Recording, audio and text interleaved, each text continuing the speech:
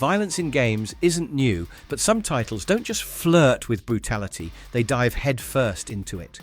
Forget Resident Evil's zombies and bioweapons. These games go darker, bloodier, and far more personal. I mean, talk about methodical assassinations or unhinged massacres. Every entry here pushes the boundaries of what players can stomach. Today, we're counting down the top 10 violent and brutal video games worse than Resident Evil. Titles that redefine shock value through disturbing realism, raw intensity, and unapologetic carnage.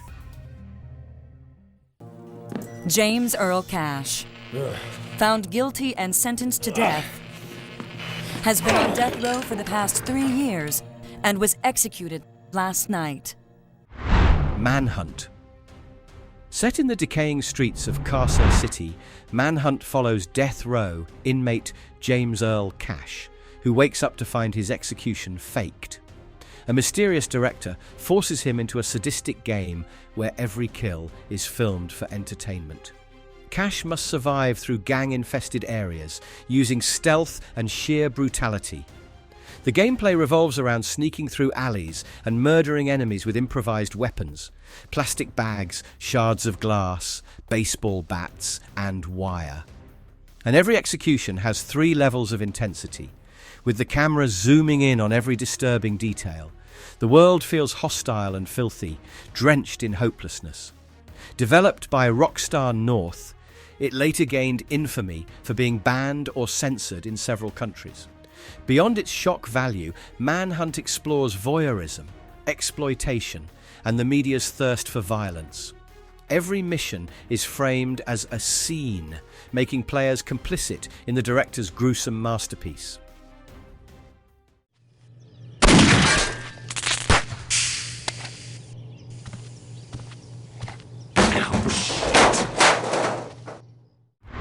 Postal 2. Paradise, Arizona looks like an average town until you step into the shoes of the postal dude.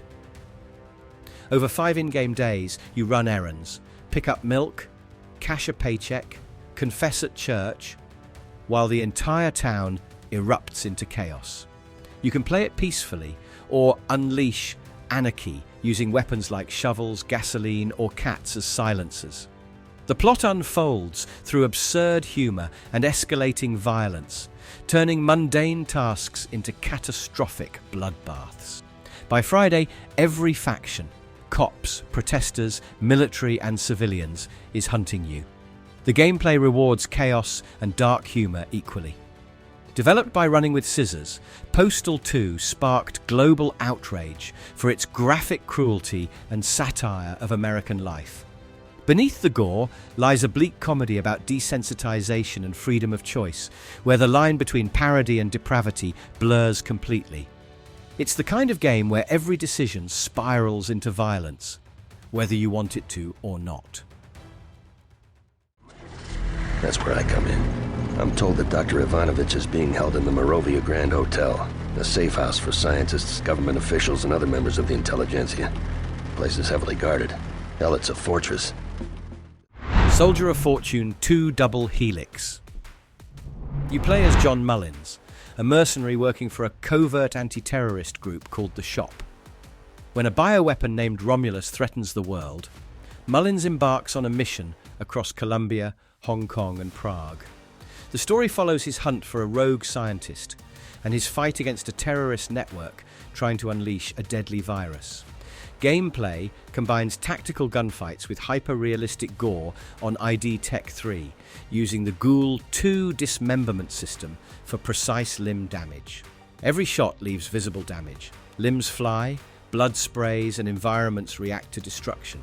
Released in 2002 for PC, Soldier of Fortune 2 elevated realism in shooters, blending espionage storytelling with raw brutality. It's not just military heroics. It's about surviving missions soaked in moral ambiguity and human cost. The narrative dives into betrayal, global politics, and the ethics of warfare, all under a layer of relentless, bone-splitting violence that defined its legacy.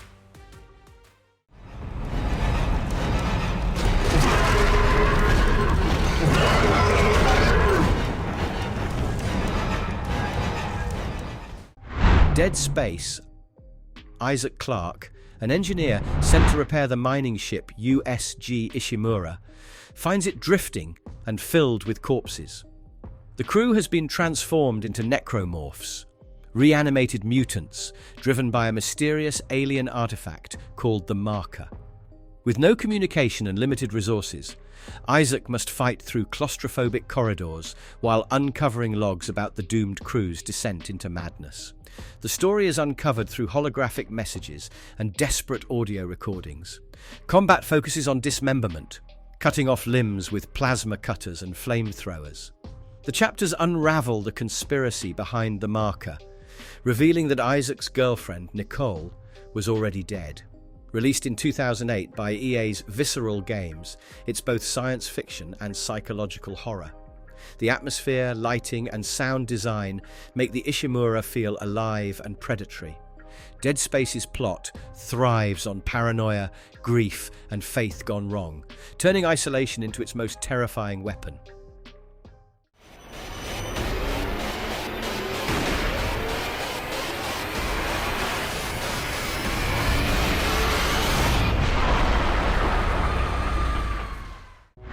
The Evil Within. Detective Sebastian Castellanos arrives at Beacon Mental Hospital to investigate a mass murder. The entire police squad is slaughtered, and Sebastian is pulled into a nightmarish realm ruled by a figure named Ruvik, a psychotic genius who manipulates reality through the STEM system, a machine linking minds together. The story drifts between ruined cities, haunted villages, and laboratories filled with grotesque creatures. And let me tell you, every location reflects fragments of Ruvik's tortured past and Sebastian's deteriorating sanity. Gameplay mixes stealth, survival horror, and puzzle solving, where ammunition and resources are scarce. Developed by Tango Gameworks under Shinji Mikami, the creator of Resident Evil, the 2014 release amplifies violence through dreamlike distortion, decapitations, body horror, and psychological breakdowns. It's a story about trauma, loss, and obsession manifesting in blood-soaked form. Every enemy feels like a nightmare crawling out of guilt itself, making it both violent and disturbingly personal.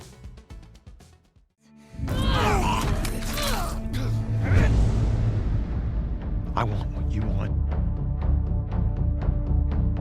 but not at any cost. The Last of Us Part 2. Years after the first game, Ellie and Joel live in a peaceful settlement until tragedy strikes, pushing Ellie on a path of revenge against a militia in Seattle. The story unfolds through two intersecting perspectives: Ellie's relentless pursuit and Abby's struggle for redemption.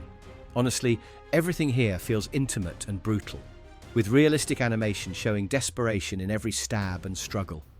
You crawl through ruined cities, stealth through overgrown malls, and fight both infected and human enemies. The violence serves the story rather than spectacle, showing how vengeance consumes everyone involved. Released in 2020 by Naughty Dog, it's one of the most narratively ambitious games ever made, dissecting the human cost of revenge and survival. The gore, motion capture, and emotional storytelling merge into something disturbingly real. The kills feel heavy because it always means something. It's not about monsters, it's about what's left of humanity when mercy dies.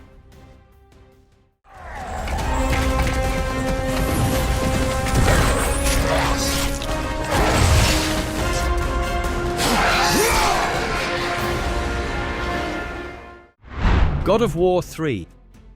Kratos' final assault on Olympus begins immediately after the events of God of War 2. Riding Gaia's back, he storms the heavens to destroy Zeus and every god responsible for his torment. The plot follows his ascent through temples and arenas filled with mythological beasts and divine foes. The boss fights feel like an execution in motion, ripping off Helios' head, tearing out Hermes' legs, or crushing Poseidon with his own hands. The narrative portrays vengeance as a curse, with Kratos slowly realizing the cost of his wrath. Released in 2010 for PS3 by Santa Monica Studio, it uses cinematic direction to turn Greek mythology into an apocalypse. Blood, fire, and betrayal fuel the story until Olympus itself collapses. God of War 3 combines epic scale with gut-churning brutality, closing a saga built entirely on fury and consequence. A lone warrior must restore honor to his clan. He seeks justice for the fallen. Ninja Gaiden II, Ryu Hayabusa embarks on a journey to retrieve the stolen demon statue before it unleashes chaos upon the world. Players follow him through Venice and ancient temples where fiends, assassins, and undead warriors ambush him relentlessly. The battles end in showers of blood as Ryu decapitates, dismembers, and slices enemies mid-air with superhuman precision.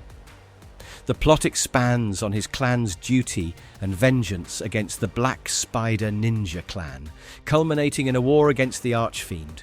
Released in 2008 for Xbox 360, Ninja Gaiden II was developed by Team Ninja and pushed console hardware to its limits. Its violence is fast, surgical, and rhythmic. Every encounter blending story progression with technical mastery. Beneath the carnage lies a narrative about legacy, duty, and sacrifice, told through relentless motion and no forgiveness.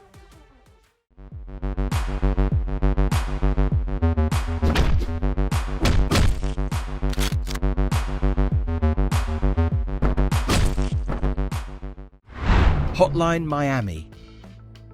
Set in an alternate 1989 Miami, you play as a nameless hitman receiving mysterious calls ordering massacres at gang hideouts.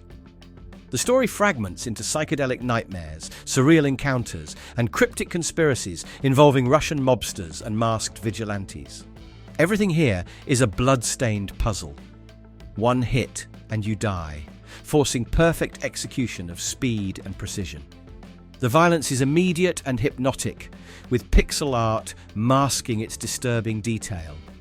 Between missions, the protagonist experiences hallucinations that blur reality and guilt. Developed by Dennerton Games and released in 2012, Hotline Miami tells its story through repetition, symbols, and the aftermath of senseless killing. It's not just about combat, though, it's about descent into psychosis. Every flaw cleared leaves more questions than answers, and the silence afterward feels heavier than the chaos. Human worms feasting on its carcass. My whole life is just cold, bitter hatred. And I always wanted to die violently. Hatred. You play as the antagonist, a man filled with nihilistic rage who begins a massacre against humanity. The story follows his spree across suburban streets, police stations, and military bases as the world collapses under his rampage. There's no redemption, no hidden agenda, only destruction. Gameplay uses isometric shooting mechanics, letting players burn, explode, and execute civilians and law enforcement in graphic detail.